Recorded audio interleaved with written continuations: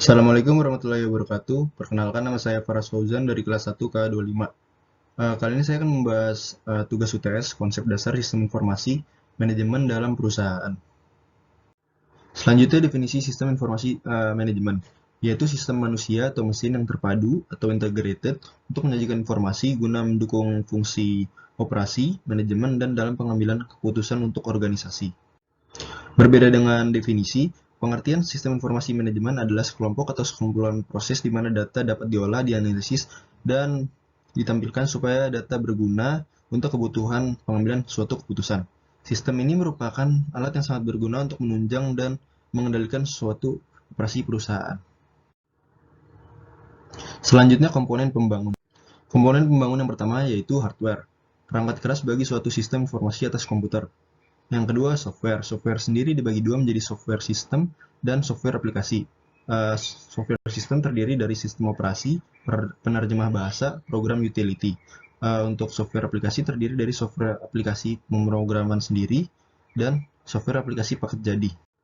Komponen pembangun yang ketiga adalah prosedur. Prosedur merupakan komponen fisik karena prosedur disediakan dalam bentuk fisik seperti buku panduan dan instruksi.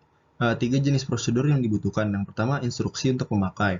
Yang kedua, instruksi untuk penyiapan masukan. Yang ketiga, instruksi pengoperasian untuk karyawan pusat komputer. Kemudian komponen pembangun yang keempat adalah model manajemen dan pengambilan keputusan. Kemudian komponen pembangunan yang terakhir yaitu database. Berikutnya sumber daya yang dibutuhkan perusahaan. Sumber daya yang dibutuhkan perusahaan yang pertama adalah kegiatan bisnis yang semakin kompleks, yang dipengaruhi ekonomi internasional, persaingan dunia, kompleksitas teknologi yang semakin meningkat, batas waktu yang singkat, kemudian kendala-kendala sosial. Kemudian yang kedua, meningkatnya kemampuan komputer sebagai alat bantu dalam perusahaan. Selanjutnya, subsistem informasi manajemen. Yang pertama, fungsi organisasi, yang terdiri dari fungsi keuangan, fungsi SDM, fungsi jasa informasi manufaktur, dan pemasaran.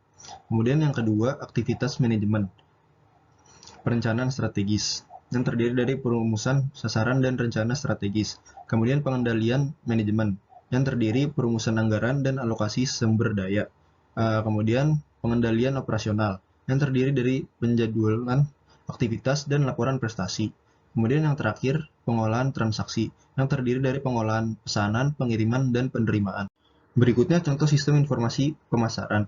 Yang pertama, supply chain management atau disingkat SCM. Untuk melakukan integrasi data.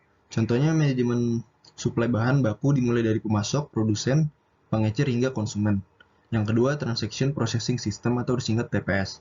Melakukan proses data dalam jumlah besar serta transaksi yang besar dan dilakukan secara rutin. Berikutnya contoh kasus sistem informasi pemasaran.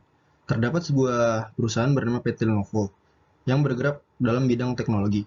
Pada saat ini, sistem informasi penjualan pada perusahaan Lenovo masih dilakukan secara manual, sehingga kinerjanya belum efektif. Hal itu terjadi karena sering terlambatnya penyusunan laporan penjualan dan piutang dagang, kesalahan catatan dan perhitungan persediaan, serta pengulangan dalam catatan transaksi. Oleh karena itu, perusahaan PT Lenovo bermaksud mengkomputerisasikan sistem bagian untuk memaksimalkan kinerjanya. Diharapkan setelah sistem informasi penjualan dikomputerisasi, maka pengumpulan, penyimpanan, dan pengolahan data transaksi dapat dilakukan secara akurat dan sekian. Terima kasih. Wassalamualaikum warahmatullahi wabarakatuh.